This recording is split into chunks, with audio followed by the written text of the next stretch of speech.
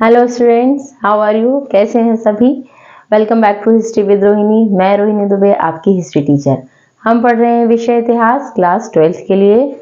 तो इस सीरीज में हम लोगों ने कंप्लीट कर लिए हैं 6 चैप्टर। 7वां चैप्टर हमारा चल रहा है। सभी के वीडियोस आपके सभी वीडियोस की डिस्क्रिप्शंस में पुराने वीडियोस के लिंक रहते हैं, उन्हें देख करके आप अपनी तैयारी कर सकते हैं। बोर्ड एग्जाम बहुत नज़दीक है और हमें बहुत जोर शोर से तैयारी करने की ज़रूरत है। तो मैं आपके साथ हूँ और आपके साथ मिलकर हम अपने बोर्ड एग्जाम की तैयारी करेंगे। तो कोई भी परेशानी हो, कोई भी क्वेश्चन जो पहले के चैप्टर्स मैंने कंप्लीट कराए हैं, अगर उसमें भी कोई टॉपिक में आपको प्रॉब्लम है तो आप उसके लिए मुझे कमेंट बॉक्स में बिल्कुल कमेंट करके बताइए। मैं उस पर अलग से आपके लिए वीडियो बनाऊंगी और अच्छे से आपकी सारी प्रॉब्लम्स को सॉल्व करूंगी। वीडियोस जो भी मेरे हैं बहुत छोटे छोटे भागों में मैंने बनाए हैं, उनको अच्छे से आप लोग देख सकते हैं, नोट्स बना सकते हैं। और वैसे तो मैंने सभी में अलग से क्वेश्चंस को बता के नोट्स बनवाए हैं साथ साथ में। तो जैसे भी आपको इजी लगे आप उसको पढ़ सकते हैं। वीडियो अच्छे लगे तो उनको लाइक करें, सब्सक्राइब करें, शेयर करें, ताकि दूसरे बच्चों को भी उसमें हेल्प मिल सके। तो स्टार्ट करते हैं आज का क्लास। आज के क्लास में हम अभी विजयनगर साम्राज्य हमारा चल रहा है।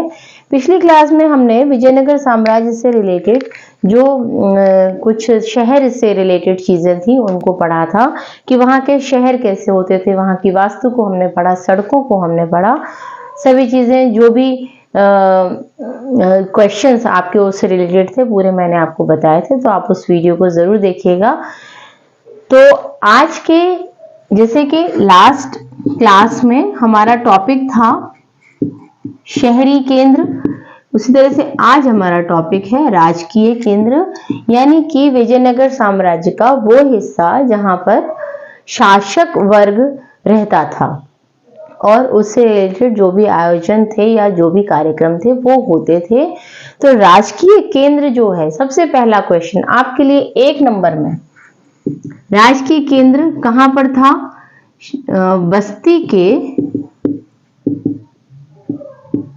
दक्षिण पश्चिम क्षेत्र में। अब ये सब 1 नंबर में आपसे पूछे जाते हैं। आपकी किताब का सबसे पहली लाइन है ये। और आप देखेंगे जो भी आपके क्वेश्चंस आते हैं, जो फिल इन द ब्लैंक्स में आते हैं, मोस्टली मैंने फिल इन द ब्लैंक्स में वो क्वेश्चंस देखे हैं, वो जो आते हैं आप कभी भी उनको चेक करिएगा।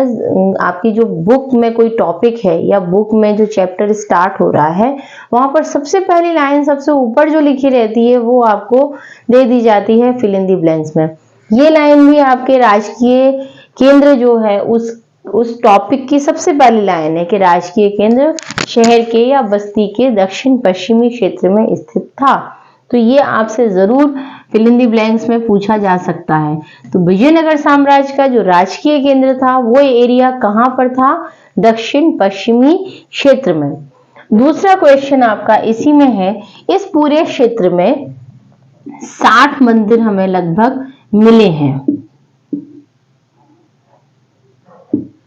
60 मंदिर मतलब एक बड़ी संख्या है मंदिरों की। तो ये जो 60 मंदिर हैं वो क्यों मिले हैं? इतने ज्यादा मंदिरों का निर्माण क्यों करवाए हैं? हम लोगों ने पहले भी पढ़ा कि राजा जो राजस्व एकत्रित होता था, अमर नायक जो राजस्व एकत्रित करते थे, उसमें से एक हिस्सा मंदिरों के निर्माण के लिए, दान के लिए जाता था।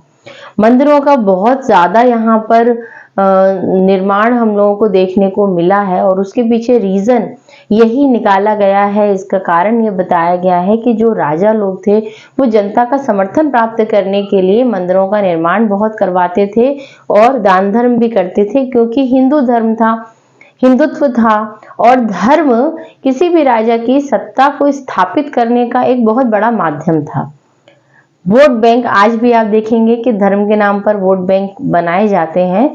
तो ये आज की चीज नहीं है, शुरू से इसको यूज किया जा रहा है और यहाँ पर भी वही हमें देखने को मिला कि बहुत सारे मंदिर यहाँ बनाए गए हैं और उसके पीछे का बड़ा कारण ये था कि जनता का समर्थन, जो राजा मंदिरों में दान करता था, मंदिरों का निर्माण करता था, तो डेफिनेटली राजा उस राजा को जनता, वहां की प्रजा पसंद करती थी। तो ये बड़ा कारण था। आपको 2 नंबर में पूछा जा सकता है क्वेश्चन कि विजयनगर साम्राज्य में इतने ज्यादा मंदिर हमें क्यों मिले हैं। तो उसके पीछे एक कारण राजा की सत्ता को वैधता प्रदान करना प्रजा के द्वारा, इसलिए ये मंदिरों के निर्माण बहुत ज्यादा होते थे। इसके अलावा 60 मंदिर मिले हैं और 30 संरचनाएं हमें मिली हैं यहां से, जो कि महल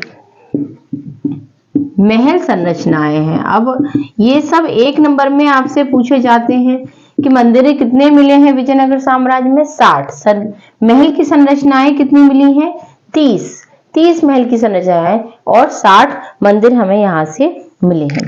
अब देखिए आगे एक बहुत इंपॉर्टेंट चैप्टर, ये तो 2-3 क्वेश्चन आपके 1-1 नंबर के हैं, स्टार्टिंग के ही हैं और इनमें से क्वेश्चंस बनते ही हैं, इसलिए मैंने आपको ये पढ़ाए। राजकीय केंद्र के अंतर्गत हमें 3 प्रमुख संरचनाएं मिली हैं, जो आपको 3 नंबर में बहुत ज्यादा क्वेश्चन उसमें से बनते हैं। देखिए 3 संरचनाएं क्या 2 संरचनाएं हमें यहाँ से मुख्य मिली है। राजकीय केंद्र एक बड़ी संरचना है और उसके बाद इसके अंदर, राजकीय केंद्र के अंदर एक मिला है हमें राजा का भवन। ठीक है, राजकीय केंद्र में जैसे मैंने बताया कि ये जो क्षेत्र था वो प्रशासकीय क्षेत्र था, तो एक राजा का भवन हमें यहाँ पर मिला है। मतलब राजकीय केंद्र आप क्या मानेंगे कि एक बड़ा एरिया, एक पोर्शन, एक पार्ट, विजयनगर साम्राज्य का एक हिस्सा, जहां जिस क्षेत्र को राजकीय केंद्र कहा जाता था, उस राजकीय केंद्र के अंदर राजा का भवन था और राजा के भवन के अंदर 2 संरचनाएं हमें और मिली हैं। एक है सभा मंडप और दूसरी है महानवमी डिब्बा। ये बहुत ही इंपॉर्टेंट और आने वाले क्वेश्चन है।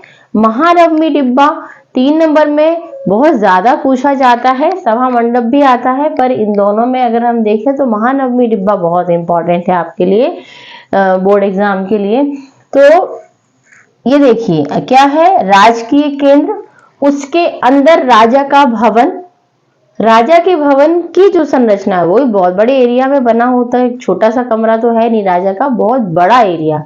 उस एरिया के अंदर मैदान भी है, उसके अंदर तालाब भी है, उसके अंदर सभा स्थल भी है, सब कुछ उसके अंदर ही रहता था। और उसी में से 2 संरचनाएं जो कि बहुत बड़ी मानी गई हैं, वो है सभा मंडप और महानवमी डिब्बा। अब हम इनके ऊपर अलग अलग बात करेंगे। तो सबसे पहले बात करते हैं कि सभा मंडप जो था वो क्या था।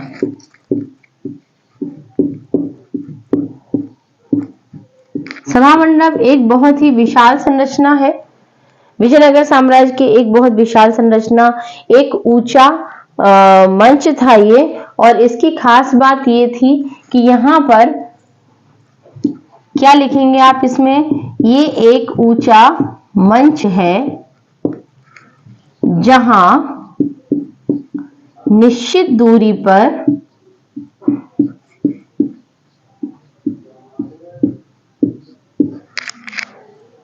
लकड़ी के खंभों के लिए, लकड़ी के स्तंभ या खंभे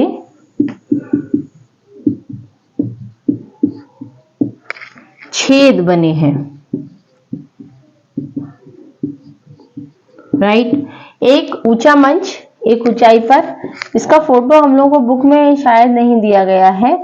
तो एक मंच है सभा भवन, और यहाँ आप देखिए इस तरीके से एक निश्चित दूरी पर छेद बने हुए हैं जिसमें लकड़ी के खंभों को फंसा दिया जाता था और फिर उसको शायद कवर कर दिया जाता होगा, या डेफिनेटली कवर ही किया जाता होगा आई थिंक, क्योंकि खंभे फंसाने के बाद फिर उस पर डेकोरेशन भी हो जाता है। तो एक सभा मंडप के जैसे ये ऐसे बन जाता है। तो ये सभा मंडप था। प्रॉपरली इसका यूज किसके लिए होता था, इस बारे में इतिहासकार बिल्कुल भी श्योर नहीं है कि इसका प्रयोग क्यों किया जाता था। उनको बस यही मिला है क्योंकि जो एक एरिया है वहां पर एक निश्चित दूरी पर छेद मिले हैं और कहीं कहीं छेदों में लकड़ी के टुकड़े या खम्भों के टुकड़े मिले हैं, इसलिए उन्होंने ये अनुमान लगाया कि यहाँ पर लकड़ी के खंभे फंसा करके एक मंडप टाइप का जो है वो बना दिया जाता था, इसलिए उसको नाम दिया गया है सभा मंडप। और उसके बाद साइड से इसमें सीढ़ियां भी हैं ऊपर जाने के लिए, दूसरी मंजिल पर जाने के लिए इसमें सीढ़ियां भी दी गई हैं। ये भी आप, अगर आपको 2 नंबर या 3 नंबर में पूछा जाता है तो आप इसको लिख देंगे। दूसरी मंजिल पर जाने के लिए सीढ़ियां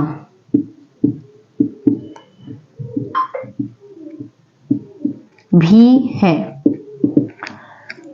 बस इतना ही। सभा मंडप क्या है, कुछ भी आपको करने की जरूरत नहीं है, ये 4 लाइन आप उसमें लिख देंगे। एक ऊंचा मंच है जहां एक निश्चित दूरी पर लकड़ी के खंभों को लगाने के लिए छेद बने हुए हैं और दूसरी मंजिल पर जाने के लिए सीढ़ियां भी दी गई हैं। इतिहासकारों के अनुसार इसका प्रयोग किसके लिए किया जाता था, ये अभी तक निश्चित नहीं हो पाया है।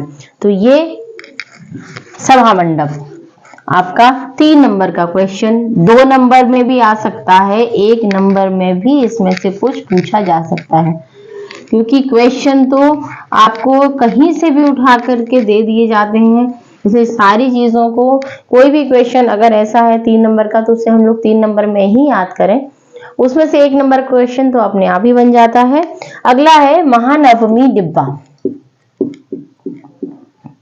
नाम थोड़ा सा अजीब है और नाम पढ़ के हम बिल्कुल अंदाजा लगा ही नहीं सकते हैं कि क्या चीज है। कई चीजों के नाम, जैसे सभा मंडप है तो हम एक आइडिया, मतलब आप अगर नहीं याद किया है तो कभी ऐसा भी हो सकता है कि जो क्वेश्चन है उसका नाम पढ़कर हमारे माइंड में एक इमेज बन जाती है कि भाई ये होगा, तो हम उससे रिलेटेड कुछ चीजें अपने मन से भी लिख सकते हैं, अपने विवेक से भी लिख सकते हैं। लेकिन यहाँ पर ये जो पॉइंट है महानवमी डिब्बा, ये एक ऐसा शब्द है जिसको सुनकर हम लोग अपने मन से भी कुछ नहीं लिख सकते, क्योंकि इससे हमको समझ ही नहीं आता, इसलिए इसको हमें याद करना पड़ेगा। लेकिन मैं आपको बहुत सिंपल भाषा में बता देती हूँ कि महानवमी डिब्बा भी एक मंच था, एक प्लेटफॉर्म था। तो इसकी तो फोटो भी आपकी पिक दी गई है आपकी किताब में, आप उसको देख सकते हैं। शहर के सबसे ऊंचे स्थानों में से एक था। 11,000 वर्ग फीट में फैला हुआ ये एरिया फैला हुआ था और इसकी जो ऊंचाई थी वो 40 फीट थी। तो इसमें हम ये 3 नंबर में आपसे पूछा जाएगा, 4 नंबर में भी पूछा जा सकता है। शहर के क्या लिखेंगे हम, शहर के, कौन से शहर के, विजयनगर शहर के, विजयनगर शहर के सबसे ऊंचे स्थानों में से एक, ठीक है, महानवमी डिब्बा। और क्या है, यह एक विशाल मंच है। मंच यानी कि एक स्टेज आप इसको मान सकते हैं। ये एक विशाल मंच है। इसका क्षेत्रफल आप लिख सकते हैं इसमें, और आपसे 1 नंबर में भी पूछा जाता है।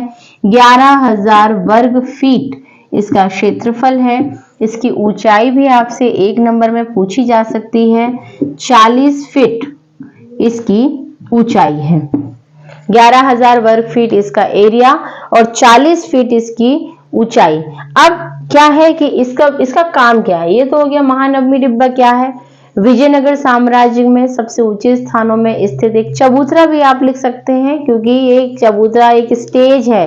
जैसे स्टेज हम बनाते हैं तो वहां पर खड़े होकर बड़े बड़े आयोजन होते थे। तो जैसे कि नवरात्रि, अब हम लोगों के यहाँ भी जैसे नवरात्रि होती है, दशहरा होता है, दिवाली होती है, या और भी आयोजन होते हैं, तो कई जगह पर उन आयोजनों के लिए एक परमानेंट जगह बना दी जाती है। आप देखेंगे तो उससे आप इसको समझ सकते हैं। एक परमानेंट जगह थी, परमानेंट मंच था, जहां पर साल में होने वाले जो सांस्कृतिक कार्यक्रम है या जो त्योहार हैं, धार्मिक कार्यक्रम है, उनका आयोजन किया जाता था। अगर ये भी आप इसमें लिख देंगे तो आपका कुछ भी गलत उसमें नहीं माना जाएगा। और वर्ड टू वर्ड इसका क्षेत्रफल हमें याद करना है, कितना क्षेत्रफल था, इसकी ऊंचाई हमें याद करनी है कितनी थी। तो शहर के सबसे ऊंचे स्थानों में से एक था, एक मंच था, और इसमें कुछ भी लिखने की जरूरत नहीं है।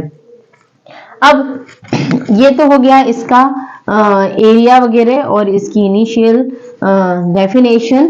अब आपको इसका यूज, जैसे आप 4 नंबर में भी आ गया, तो आप इसका प्रयोग है ना, किस चीज के लिए ये प्रयोग होता था, तो कैसे लिखेंगे कि धार्मिक कार्यक्रम, यहाँ पर धार्मिक कार्यक्रमों के लिए, और इसमें क्या होता था, दशहरा, उसके पहले नवरात्रि, महानवमी, महानवमी जिसे हम लोग इसको याद कर सकते हैं, नवरात्रि, उसका आयोजन यहाँ पर विशेष तौर पर होता था। तो नवरात्रि, दशहरा, दिवाली, ठीक है। इसके अलावा रथ यात्रा होती थी, अश्व पूजा होती थी, हाथी पूजा होती थी, और बहुत सारी चीजें, नायकों को जैसे समय समय पर पुरस्कृत किया जाता था, उससे रिलेटेड जो आयोजन होते थे, तो वो सब चीजें इस महानवमी डिब्बा का जो मंच था वहां पर होता था। आपके पास फोटो है, उसमें आप देख सकते हैं एक स्क्वायर आपको चबूतरा टाइप का दिया गया है, और उसके चारों तरफ इस तरीके से सीढ़ियां भी बनी हुई हम लोग इजीली देख सकते हैं। तो ये आपको, अगर आप इसका पिक्चर भी अपने माइंड में बना लेंगे तो आपको इसकी डेफिनेशन याद करने की जरूरत नहीं है। और जब आप इसको लिखें 4 नंबर में, 3 नंबर में या 2 नंबर में भी आप अगर इसको लिखें, तो इस बहुत सिंपल सा इसका चित्र है, उसको आप जरूर बनाएं। मैं जरूर ये बात आपको बताऊं कि जितने भी आपके क्वेश्चंस हैं, अगर उससे रिलेटेड कोई भी चित्र आपकी बुक में दिए गए हैं तो उनको एक बार प्रैक्टिस करें। जैसे कि सांची का बौद्ध धर्म का सांची स्तूप हमारा है, उसका पिक्चर हमें दिया गया है, मैंने आपको बताया भी था क्लास में कि स्तूप किस तरीके से बनते थे, बहुत सिंपल सा। तो जब हम कोई क्वेश्चन का आंसर करते हैं, अगर हम उसका चित्र बना देते हैं जो कि बहुत कठिन नहीं है, तो आपके नंबर कोई भी नहीं काट सकता। आप उसमें भले थोड़ा बहुत कम लिख दें, लेकिन अगर आप उसका पिक्चर बनाते हैं तो आपको बहुत अच्छे नंबर उसमें मिलेंगे। तो ये महानवमी डिब्बा भी बहुत सिंपल सा चित्र है, आपकी बुक में है, आप उसको देखें और उसे आप बनाएं। यहाँ महानवमी डिब्बा हमारा कंप्लीट हुआ। जो भी चीजें मैंने बताई उसको आप एक सम अप करके आंसर में लिख लीजिएगा।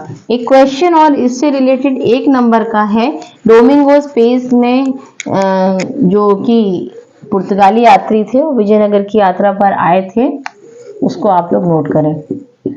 डोमिंगो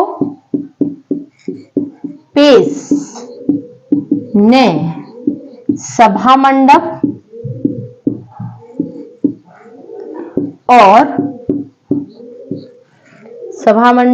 और महानवमी डिब्बा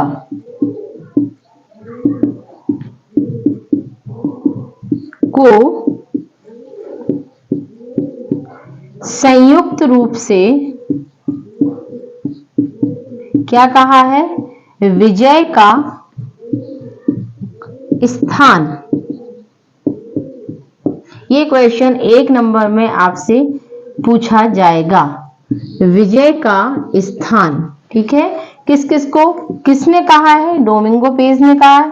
किस को, सभा भवन को और महानवमी डिब्बा, इन दोनों को मिलाकर के उन्होंने कहा है कि ये दोनों जगह जो है सब विजय का भवन, विजय का स्थान, विजय का भवन,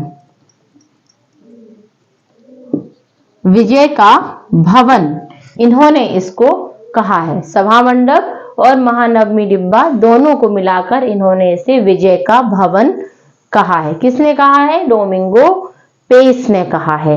तो ये बहुत इंपॉर्टेंट 1 नंबर का क्वेश्चन है आपका, इसे आप लोग अच्छे से नोट कर लें।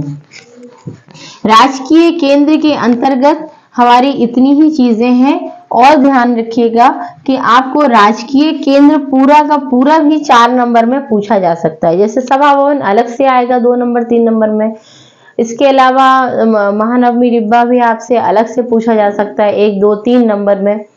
लेकिन एक क्वेश्चन आपका राजकीय केंद्र 4 नंबर का क्वेश्चन बनता है। क्वेश्चन क्या बनेगा, विजयनगर साम्राज्य के राजकीय केंद्र का विवरण दीजिए। तो आप उसमें क्या क्या लिखेंगे, उसमें आपको सब कुछ लिखना पड़ेगा। राजा का भवन, उसके अंतर्गत सभा भवन, उस और महानवमी डिब्बा और उनका अलग अलग विवरण, जैसे मैंने आपको बताया। तो ये सारी चीजें समअप करके आप राजकीय केंद्र का एक क्वेश्चन 4 नंबर का बनाएंगे, जिसमें ये सब कुछ आप डालेंगे जो मैंने अभी आपको बताया है। तो आपका पूरा का एक क्वेश्चन तैयार होगा और उसके अंदर छोटे छोटे क्वेश्चन भी अपने आप ही तैयार हो जाएंगे। इसके बाद कुछ और भवन भी हमें विजयनगर साम्राज्य से मिले हैं, जिनके बारे में हम बात करेंगे। तो अन्य भवन में कुछ और भवन जो मिले हैं, उनमें एक बहुत प्यारा सा और इम्पोर्टेंट सा हमें महल मिला है, लोटस महल। लोटस महल या इसको क्या कहा गया है, कमल महल। लोटस महल या कमल महल इसको नाम दिया गया। इसका पिक्चर आपकी बुक में भी दिया गया है और इसके बारे में कहा जाता है कि 19वीं शताब्दी में अंग्रेजों ने इसका नामकरण किया। किसने किया?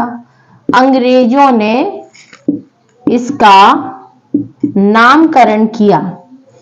क्वेश्चन आपका बन सकता है कि अंग्रेजों ने किसका नामकरण किया, कब किया? 19वीं शताब्दी में। ठीक है, 19वीं शताब्दी में अंग्रेजों ने कमल महल को देखा, ये जो इमारत थी उसको देखा और उसका नामकरण किया कि ये तो लोटस महल है। लेकिन ये क्या है, इस बारे में भी क्लियर इतिहासकारों को बिल्कुल भी कुछ नहीं उन्होंने अंदाजा लगा पाया है कि इसका प्रयोग किसके लिए होता था। तो अभी तक तो बहुत ज्यादा इसका हमें कोई फैक्ट नहीं मिला है कि लोटस महल का प्रयोग किस चीज के लिए होता था। बहुत अच्छी सुंदर सी इमारत है, आपकी बुक में है, आप उसे देख सकते हैं। लेकिन एक इतिहासकार हैं जिनका नाम है मैकेंजी, ये आपका एक क्वेश्चन भी बनता है अपने आप में। इतिहासकार मैकेंजी के अनुसार ये क्या था, यह एक परिषदीय भवन था। ठीक है, परिषदीय भवन था जिसमें, ये इनका स्टेटमेंट है, जिसमें राजा विचार विमर्श करता था। किसी भी बात पे, किसी समस्या को लेकर के राजा एक सभा बुलाता था और इस परिषदीय सदन में परामर्श लेता था, लोगों से परामर्श लेता था, विचार विमर्श करता था। ये किसने कहा है? ये मैकेंजी ने कहा है। ऐसा हो ये जरूरी नहीं है, ऐसा हो ये बिल्कुल भी जरूरी नहीं है, ये तो अंदाज है, लोगों का अपना एक अनुमान है। तो इतिहासकार मैकेंजी ने यह अनुमान लगाया है कि लोटस महल जो है वो एक परिषदीय सदन था, एक परिषदीय भवन था, जिसमें टाइम टाइम पर राजा अपनी समस्याओं को लेकर के उनका निराकरण करने के लिए अपनी सभा को बुलाता था और उनके संग में विचार विमर्श करता था। तो ये यहाँ पर अन्य भवनों में, वैसे तो अभी भवन बहुत सारे हैं, लेकिन उसमें से ये जो इम्पोर्टेंट हमारे जहाँ जहाँ टॉपिक हैं वहाँ हम बात करेंगे। जैसे कि मैंने आपको पहले ही बताया कि आपकी बुक में जितने भी टॉपिक जिस सीक्वेंस में दिए गए हैं, मैं आपको बिल्कुल उसी सीक्वेंस में पढ़ाती हूँ ताकि आपके लिए चीजें इजी हो सके, आपको ऐसा ना लगे पता नहीं कहाँ से पढ़ाया जा रहा है।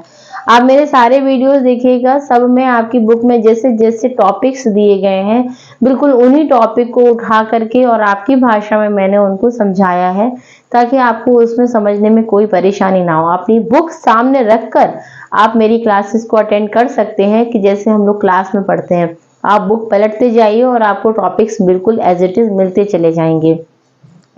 इसके बाद कुछ मंदिर हैं, एक मंदिर है, बल्कि मंदिरों के लिए एक अलग से टॉपिक हमारी बुक में दिया गया है, धार्मिक केंद्र करके, जिसको हम लोग अगली क्लास में कवर करेंगे।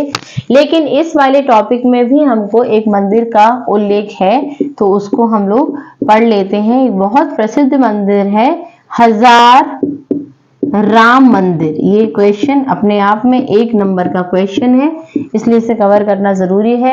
हजार राम मंदिर बहुत बड़ा मंदिर है, बहुत ही फेमस मंदिर है और कहते हैं कि राजा जो था वो अपने परिवार के साथ इस मंदिर में जाते थे और मतलब उनके परिवार के लिए ही ये मंदिर बनाया गया था पूजा पाठ करने के लिए।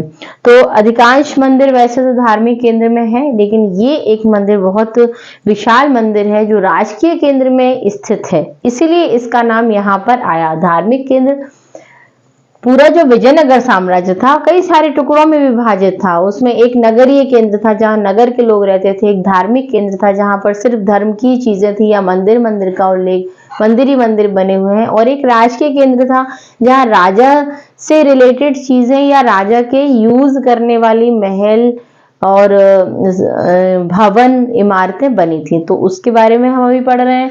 तो राजकीय केंद्र के अंतर्गत 1000 राम मंदिर हमें मिला है। ठीक, इसका निर्माण वैसे हमारी बुक में ये चीज नहीं दी गई है, लेकिन मैं आपको बता देती हूँ, कृष्णदेव राय ने इसका निर्माण करवाया था। ये पूछा तो नहीं जाएगा मोस्ट प्रोबेबली, लेकिन अपनी नॉलेज के लिए आप याद रखिए और लिख भी लीजिए, हो सकता है पूछ भी लिया जाए, आउट ऑफ सिलेबस भी कई बार क्वेश्चंस आ जाते हैं। तो 1000 राम मंदिर कहाँ पर है, एक क्वेश्चन। ठीक है, ये आपका विजयनगर साम्राज्य में है, राजकीय केंद्र के अंतर्गत है, धार्मिक केंद्र में नहीं है, और इसका निर्माण कृष्णदेव राय ने करवाया। तो ये हमारा राजकीय केंद्र होता है कंप्लीट, जिसमें हम लोगों ने सभा भवन और राजा का भवन और महानवमी डिब्बा पढ़ा। तो बहुत इंपॉर्टेंट क्वेश्चंस ये आपके, इनको अच्छे से याद करिए, रिवाइज करिए, छोटे छोटे पॉइंट्स में क्वेश्चंस को बना लीजिए जैसे मैंने बनवाए हैं, और 4 नंबर का क्वेश्चन राजकीय केंद्र का जरूर बनाइएगा, उसके अंदर आपके सारे क्वेश्चंस कवर हो जाएंगे। और बढ़िया तरीके से पढ़ते रहिए, बढ़ते रहिए। मिलते हैं अगली क्लास में। Thank you so much.